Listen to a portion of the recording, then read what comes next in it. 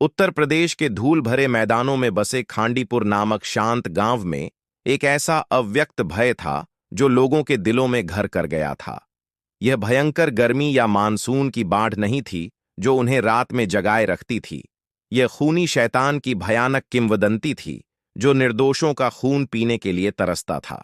खूनी शैतान की कहानी पीढ़ियों से चली आ रही थी। ऐसा कहा जाता है कि बहुत पहले नीशम नाम का एक आदमी गांव में एक आरोग्य करने वाला था जिसका सभी लोग सम्मान करते थे, लेकिन सत्ता की उसकी प्यास ने उसे काले जादू की ओर धकेल दिया था। वह अमृता और जीवन और मृत्यु पर प्रभुत्व पाने के लिए निषिद्ध अनुष्ठान करता था।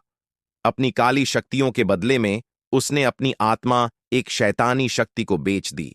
गांव, जो कभी शांति का अभयारण्य था, उसका शिकारगाह बन गया क्योंकि नीशम खूनी शैतान में बदल गया जो खून का प्यासा राक्षस था।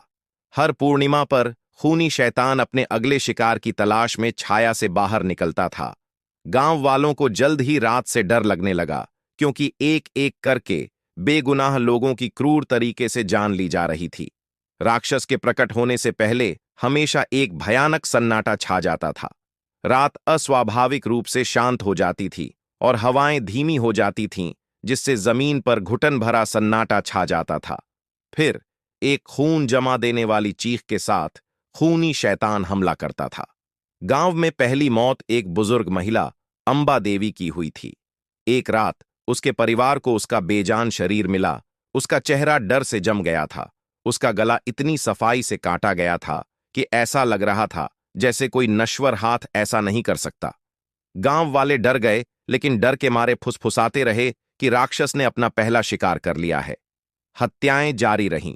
मरने वाला अगला व्यक्ति राजन नाम का एक युवक था जिसे एक शाम खेतों से घर लौटते हुए देखा गया था। वह कभी वापस नहीं लौटा। अगली सुबह उसका शव मिला। उसका खून बह चुका था। उसकी आंखें डर से खुली हुई थीं। हत्यारे का कोई सुराग नहीं मिला, लेकिन गांव वालों को पता था कि यह खूनी शैतान था। जैसे जैसे दिन बीतते गए, मौतें बढ़ती गईं और गांव में एक घुटन भरा खौफ छा गया। यह हमेशा एक जैसा ही होता था। शव भोर में मिलते, उनका खून बहता, उनकी आंखें डर से खुली हुई और उनके शरीर एक अंतिम खामोश चीख में विकृत हो जाते। गांव के पुजारी बाबा रघुनाथ ने लोगों को श्राप के बारे में चेतावनी दी थी। उन्हें बताया था कि खूनी शैतान के आतंक के शासन को समाप्त करने का एकमात्र तरीका रक्त बलिदान देना था। किसी को हमेशा के लिए राक्षस को फंसाने के लिए स्वेच्छा से अपना जीवन देना चाहिए। लेकिन गांव के लिए कौन अपना जीवन बलिदान करेगा? कोई भी यह सोच भी नहीं सकता था।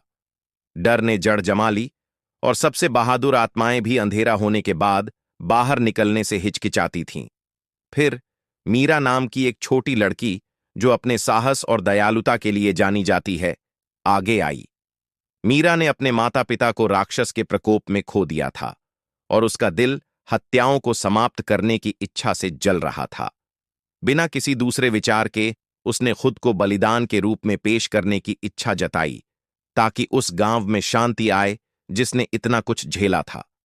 पूर्णिमा की रात को मीरा जंगल के किनारे पर गई जहां खूनी शैतान के प्रकट होने की बात कही गई थी।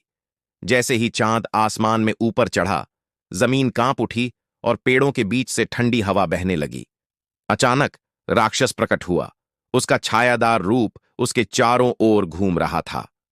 मूर्ख लड़की, वह गुर्राया, तुम्हें लगता है कि तुम्हारा खून मुझे रोक देगा? मीरा खड़ी हो गई। उसकी आवाज स्थिर थी। मैं अपने लोगों को तुम्हारे श्राप से मुक्त करने के लिए, खूनी शैतान, अपनी जान की बाजी लगाती हूं। राक्षस हंसा, एक डरावनी आवाज जो रात भर गूंजती रही। लेकिन जैसे ही उसने उसकी आत्मा को लेने के लिए झपट्टा मारा, उनके नीचे की जमीन फट गई और पुजारी का मंत्र हवा में भर गया। अनुष्ठान में मीरा का खून बहा और उसी क्षण खूनी शैतान धरती में घसीटा गया। उसका राक्षसी रूप शून्य में गायब हो गया। खांडीपुर गांव उसके श्राप से मुक्त हो गया, लेकिन भारी कीमत पर। मीरा के बलिदान ने राक्षस के आतंक के शासन को समाप्त कर दिया और गांव धीरे धीरे हत्याओं से मिले घावों से भर गया। फिर भी खूनी शैतान की कहानी कभी नहीं भूली जाएगी। यह एक भयावह अनुस्मारक के रूप में कार्य करता है कि अंधकार सबसे शांतिपूर्ण स्थानों पर भी छा सकता है और कभी-कभी बुराई को समाप्त करने के लिए बदले में एक निर्दोष आत्मा दी जानी चाहिए